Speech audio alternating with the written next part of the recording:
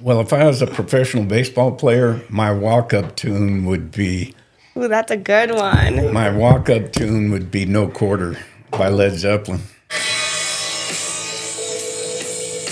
Is this your favorite artist? Is this your favorite? One of my top three. Yeah, it's hard to say who my favorite is. Right. I don't know this song. I can't sing it. We're just gonna put it on there. You guys are young, Normally man. I'll sing it. No, yeah, you won't know that. I have a great voice, Freddie B. You don't. I'm just kidding. Freddie B, welcome to the Valeria Genoves show. Thank you so much for joining. Give us a quick introduction. Well, thank you for having me. I appreciate it. Fred Bruen, Remax Parkside Real Estate. I've been selling real estate in northern San Luis Obispo County since 1987. I've been with Remax Parkside since 2000. And I enjoy living here and working here in a wonderful community. Mm-hmm. And we're here today to talk about Up With Kids, which we initiated in 2001. Okay. So 2001, I can't remember, but my parents used to sign me up for that. Oh, very good. I didn't know that. Yeah. So now I probably did a couple years in a row, and I was probably 6, 7 years old. So you were already, did you initiate this, or was this? Yeah, there was a small group of us at Remax Parkside Real Estate sitting around the conference table one day saying, what are we going to do as a community involvement project? And one of the persons sitting there at the table said, well, when I used to be in the JCs, we did this thing. And it kind of started describing this, taking kids shopping. Okay.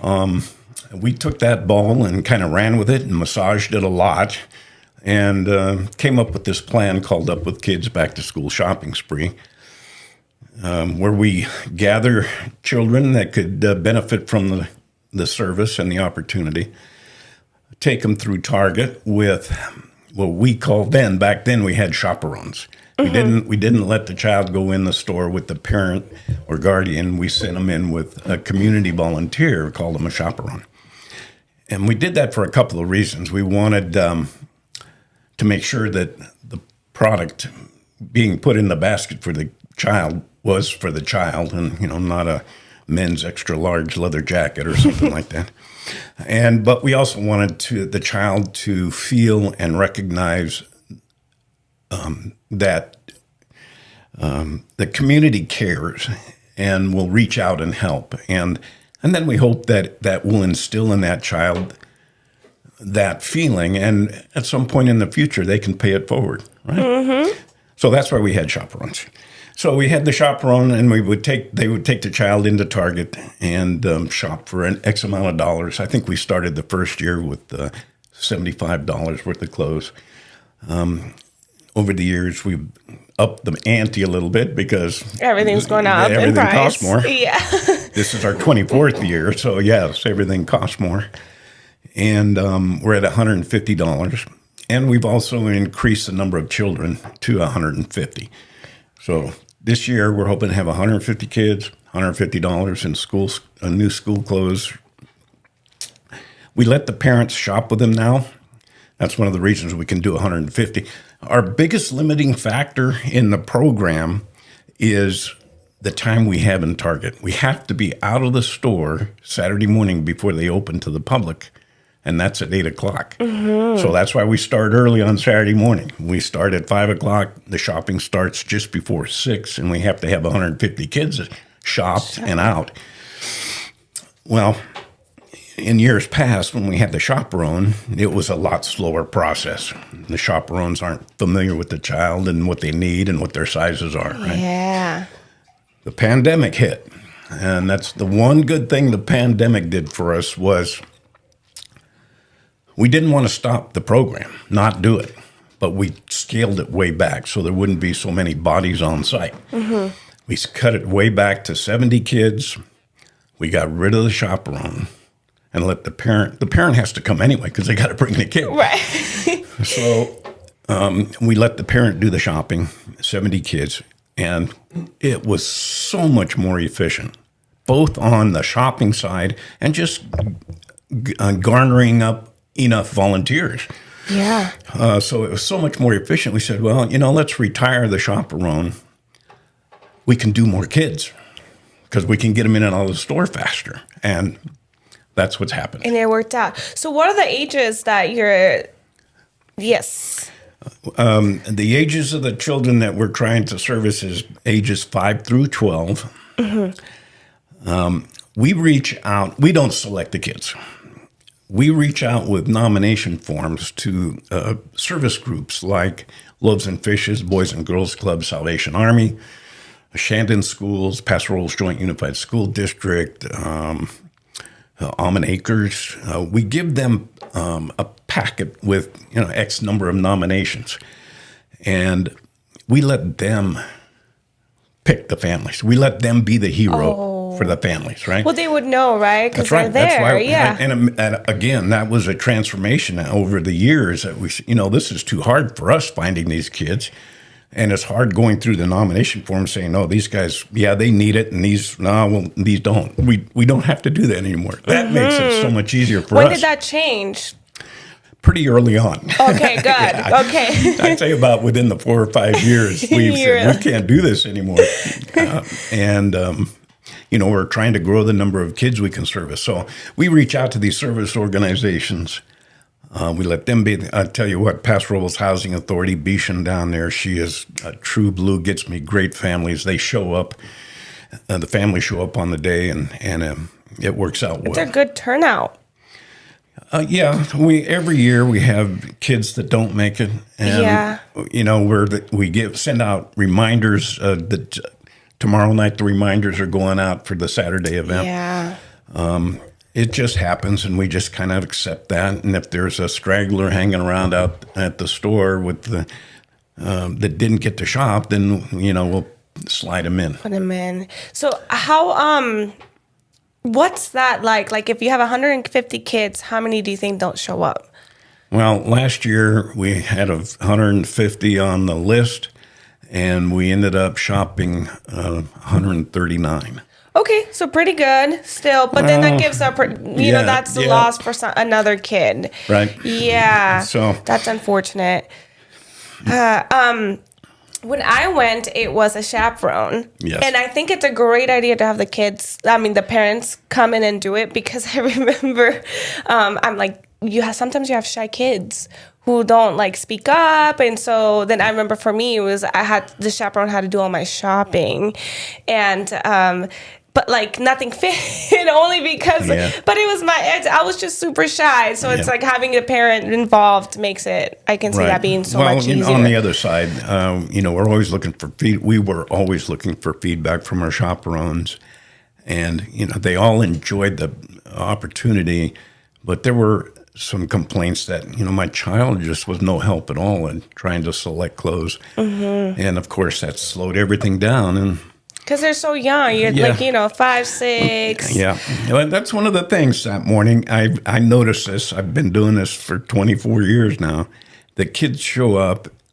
They're sleepy. Yeah. Because it's early, dark. Right. And usually summertime, cold. They've been going to bed super late. And they're very anxious, quiet, reserved. They don't know what's coming, what's happening. They don't understand it totally. But when they're walking out the store and they got their bags of clothes in their hands, their chests are puffed out, their chins are high in the air, they're smiling from ear to ear. Yeah. That's the only reason I do this, is that moment when they're coming out the store, and you can tell that they get it. Yeah. And they appreciate it. And since we've retired the chaperones and the parents are doing it, the parents are even much more appreciative and expressing it, because they were inside taking care of business. Yeah, and they know, right? They know they need a pair of shoes. Right. It's super cool to see that. It helped me a lot. It's a memory that I'll always have, and it's crazy because I do remember, the balloon. Yep. I remember that. And then to express that a little bit further, let the people know. Right, we need to know. But so I remember that memory. I mean, I was 6, so I can't remember much, but it was so cool when I joined Parkside, and I'm like, that is crazy. Like, I get to give forward, like, give back somehow by helping. I know I don't help that much, I'm sorry, but I'll try to help more. But tell us, the balloon, the hot air balloon. Yeah, so every year we've had the full-size Remax hot air balloon. That's provided by Remax International, our corporate office in Denver. Generally, there's a fee to have them on site, but they donate it as part of contributing to the program. And any child that wants to go up in the balloon can take a tethered ride. We keep it tied to the ground so that we don't lose anybody. It's safe. But it goes up about 40 feet, hangs there for a few minutes, and comes back down. But it's cool because it's like at that time the sun's rising, so It's beautiful it's time. so pretty. Yeah, it's very photogenic time. Yes, it's pretty special. It's super cool. So how did that come about? Like, whose idea was this, or did they reach out? I don't know. We reached out to them. I'm not sure that it was anybody's one idea. I mean, just, it's a long time ago. They've been coming every year for 24 years now. Fantastic. Yeah. So it's you, and then who else? Because you said it was a group of you guys who started this. Way back then. Wow, that was a long time ago. So now it's you and somebody else, right? let's see. Our core group is myself, Brian Thorndike. He was one of the initial members.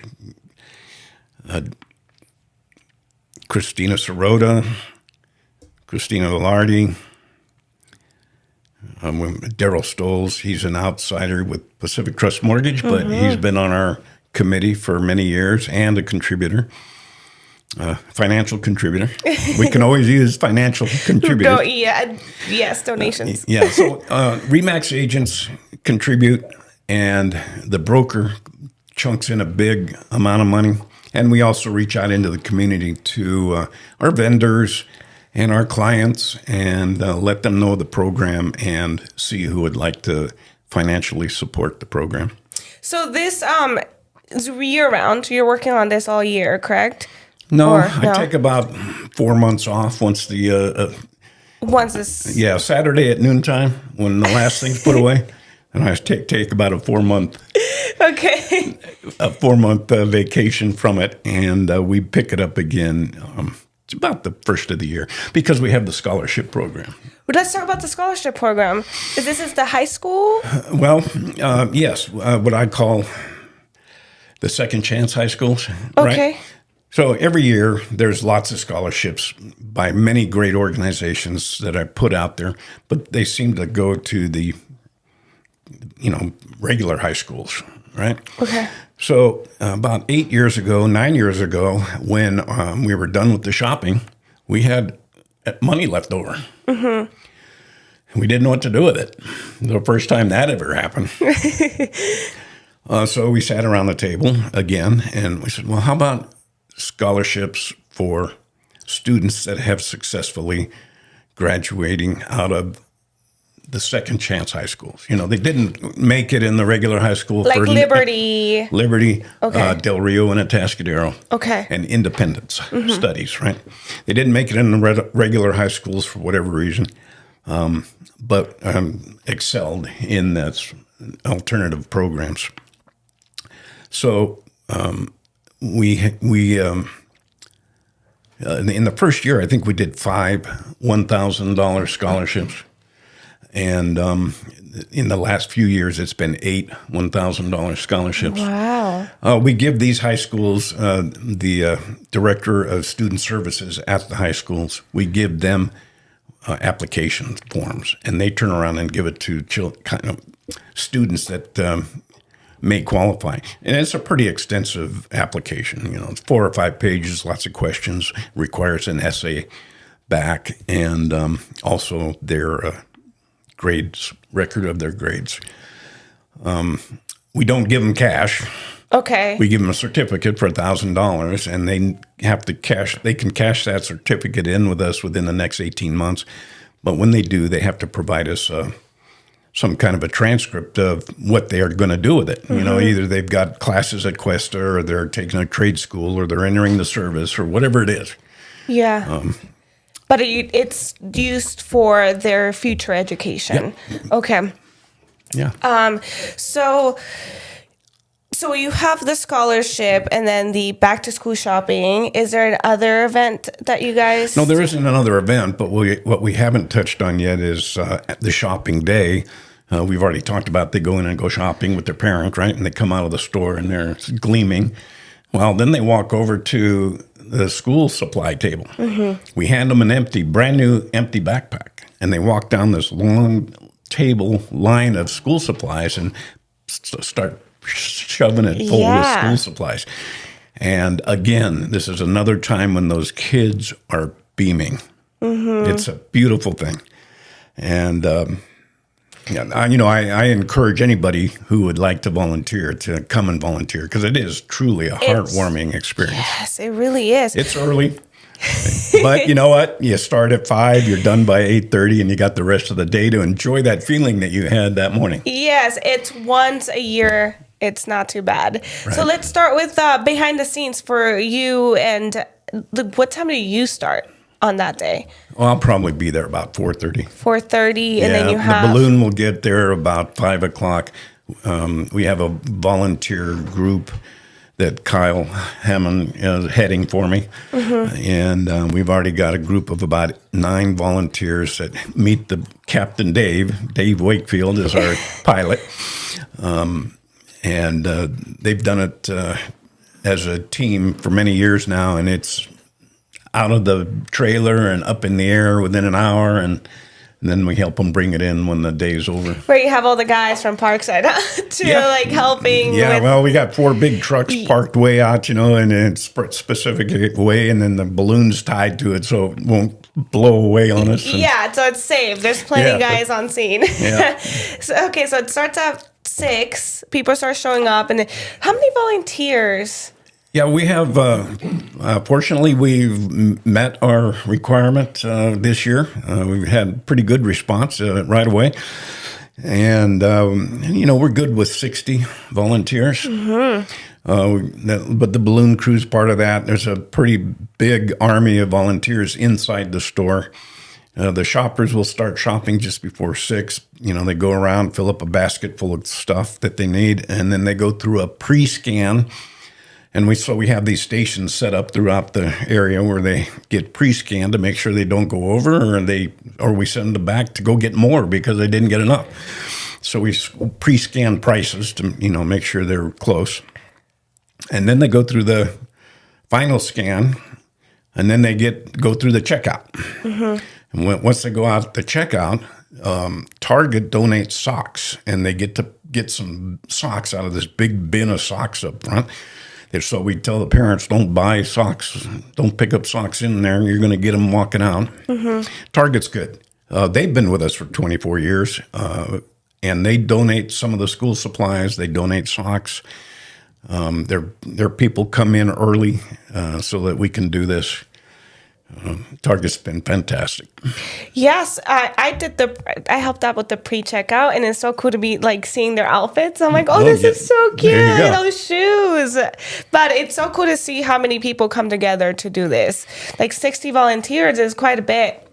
And then Target as well. How did you guys reach out to Target? How did that go about? Yeah, we reached out to Target when we were trying to put this all together. Was it an email or? No, I'm sure we just walked in and asked who's the manager. And we'd like to talk to you about something. Yeah, they were on board. Yeah. Is North County you guys are the only ones that put this on, or is there other cities? No, we're the only ones that do it. And I'll tell you, I think it was our 5th year, we had a pretty good videotape of all the goings on that day. And we went to the RE/MAX annual convention. We had submitted the video to them. And they played that video in the grand convention when all the agents are in the big arena. Yeah. Roaring applause. And we had many, many people reach out to say, how do you do this? Can you package this up for us so we can do it in our town?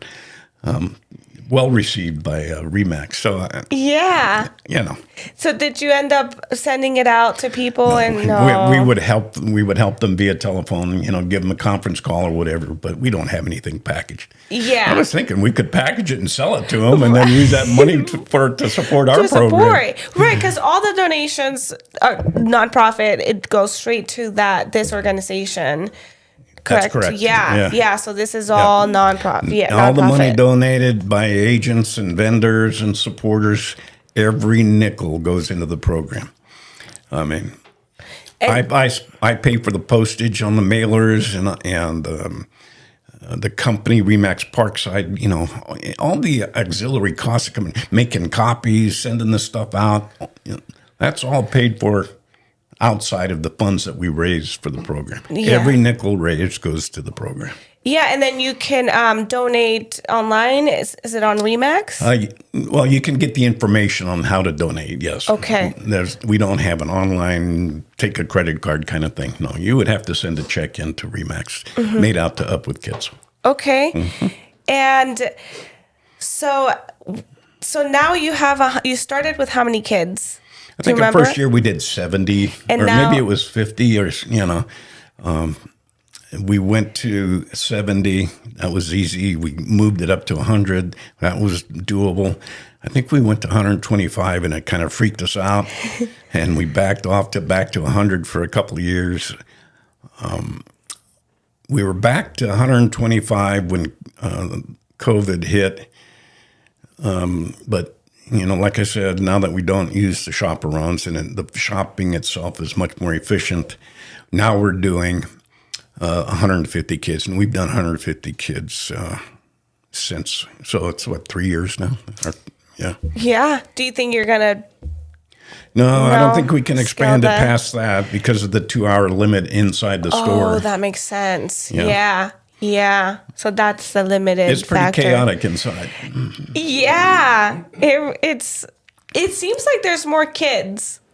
In my mind, I had at least 200 kids when I was there. Oh, yeah? But I think it was the parents were there, the kids, you know, the volunteers. All the volunteers, the chaperones. It's a full house. It's a pretty full house. When you see it, it's pretty full. It's so much fun, though. I'm excited for it. What else? Is there anything that you think we're missing that you want to talk about? It's just a great community event. We would love to see more participants as far as the financial side of it, because we would like to raise that dollar limit again, you know, because clothes are so expensive. Yeah. But I know we do concerts at the park is coming up. Right. And then we have a little bucket there. Yeah, all of the Remax Parkside events, like the Client Appreciation Party, we sponsor the last concerts in the park in Paso Robles every year. And we have donation buckets there where cash donations or checks can be dropped. But, you know, we'd like to get people on board and be able to recognize them throughout the year as partners in the program. And Zern Wilkins, above the crowd contributor, again this year. They've been on board for several years. In fact, during COVID, they let us we had to do it, you know, because we had to reduce contact between people. We had a drive-through backpack pickup. And prior to that Saturday morning, Zern stored all of our backpacks. They stored all the school supplies. And a couple of days before Saturday, we had a crew over there stuffing the backpacks with all the school supplies. And then the morning of, we had the family start by driving through Zern's parking lot and handing them the backpacks. Oh. Okay. And then they drove over to Target and did their shopping. So Zern, this year again, above the crowd contributor, that's our top level. And we've got about a half a dozen volunteers from their inside their company. Key Termite, 24 years, a top contributor, Key Termite and Pest Control. And, you know, lenders and other pest control companies. And the title and escrow cannot contribute because of RESPA laws. Okay. But they help out with volunteers and that kind of back end support. It just shows we have a really good community. Oh yeah, Yeah. we really do have a Yeah. great community as far as contributing Giving to uplift forward. the community. Yeah. Yeah, so anybody listening, if you're going to the concert of the park, we'll have that there. We have an option for anybody to donate to. And I'm excited. So is there anything that you think you need, like, need help in? Like, do you think you have a pretty down, or is there something that you feel like you need help to make it better? Well, we're always looking to improve. We have a post-event meeting. What didn't go so well, what can we do better next year? And then we bring those meeting minutes out the next year as we start our pre-planning and do that. But, it is running pretty much like clockwork now because we've been doing it so long. You mentioned that next year will be your 25th year. Next year, not mine. It will be our Or like, right, 25th year. Yes. And we're going to do it big. Right, you and I are going to be talking early and a lot, and yes, we're going to make it a pretty special day for everybody involved. Yes, so that's going to be we're planning and hope. Yeah, I'm excited. Yeah, I'll reach out early for volunteers, and if anybody would like to sit around the discussion table when we're having our planning meetings, just reach out to me and or Val, and we'll get it going. Yeah, get involved. You're right. It is a good feeling when you're done and you know that you helped out, even a little bit, even just showing up and then like doing the pre-tags or, yeah. Yeah, I'll volunteer. Yeah, Miguel's in. Thanks, Miguel. Well, I'll let you know, Miguel, when everything's done and put away, we meet at Dee's and have Bloody Marys. Awesome. Yeah, that's the spot. And breakfast. Breakfast and Bloody Mary. Yes. You need a podcast studio set up in there? You just join with your cameras. Yeah. Film it. Well, that might be something we could discuss. You could set up your little podcast in the store and do some live broadcasting, record it, and we could share that with groups like the Rotary Club is a donator locally, and I've met at their meetings promoting that and show them the video of what goes on, and that'd be cool. I saw it. So I Googled. I was going on Google, and then I saw KSBY. Are they there every year? No, they don't come every year. They have come. I ask them to every year, and I sent a request again this year. But I'm not pushing it too hard this year because I really want them there next year. Right. Okay. Next year is going to be I want to make it a big splash. Okay. Yeah. Okay. Okay. I think we talked about it, a lot of stuff. Okay. Yay! Well, we'll go ahead and send do some videos and advertise it more. Come up with ideas of best way to advertise it. Thank you for letting me come on and talk about it. Thank you. I'm pretty proud of the program and what it does, and looking forward to your continued support as well. Yeah. Yay. Okay. Thank you. Thank you.